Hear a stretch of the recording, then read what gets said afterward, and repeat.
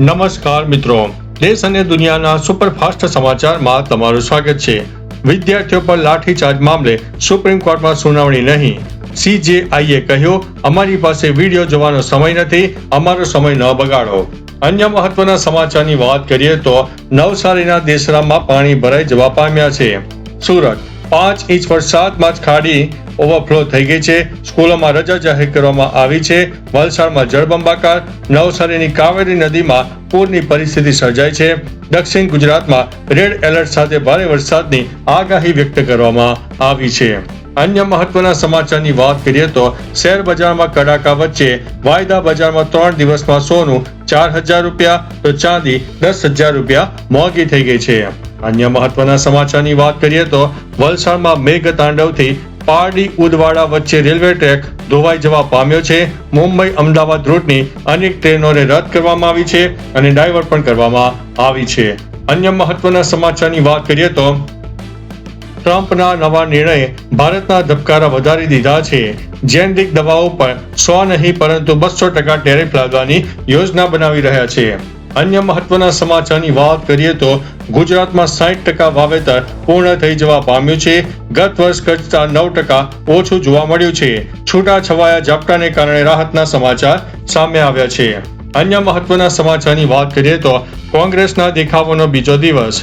આજે બધા સાંસદ કાળા કપડાં પહેરીને સંસદ પહોંચતા તર્ક વિતર્ક પણ જોવા મળ્યો છે। અન્ય મહત્વના સમાચારની વાત કરીએ તો આરોપીના ઘરે 2 વર્ષ સુધી બુલડોઝર ન ફેરવવું તેવો અલ્હાબાદ હાઈકોર્ટનો મહત્વનો ચુકાદો સામે આવ્યો છે। અન્ય મહત્વના સમાચારની વાત કરીએ તો વલસાડમાં જળબંબાકાર, સૌથી વધુ કપરાડામાં 15.63 ઇંચ વરસાદ ખાબકી ગયો છે। 24 કલાકમાં મિત્રો 173 તાલુકામાં મેઘરાજાની ધબધબાટી જોવા મળી છે। અન્ય મહત્વના સમાચારની વાત કરીએ તો નવસારી અને વલસાડ જિલ્લામાં ખાબકેલા વરસાદના કારણે ટ્રેન વ્યવહાર ઉપર જોરદાર અસર જોવા મળી રહી છે। આગળ વધીશું અને વાત કરીશું અમદાવાદના ચાંદખેડામાં શાળા સંચાલકોની દાદાગીરી સામે આવી।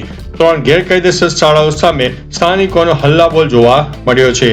અન્ય મહત્વના સમાચારની વાત કરીએ તો અમદાવાદમાં ભાજપ દ્વારા કોંગ્રેસ કાર્યાલય સામે વિરોધ કાર્યક્રમની જાહેરાત બાદ સમગ્ર વિસ્તારમાં પોલીસનો કડક બંદોબસ્ત ગોઠવવામાં આવ્યો છે। પરિસ્થિતિ શાંતિપૂર્ણ રહે તે માટે કોંગ્રેસ કાર્યાલયના ગેટ બંધ રાખવામાં આવ્યા છે।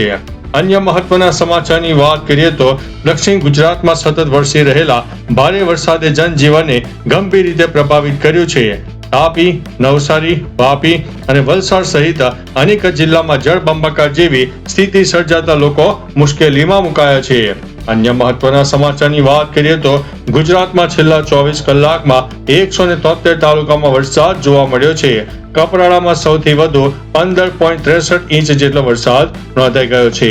તો ચાલો મિત્રો, ફરીથી દેશ અને દુનિયાના સુપરફાસ્ટ સમાચાર લઈને મળતા રહીશો। ત્યાં સુધી અમને રજા આપશો। નમસ્તે।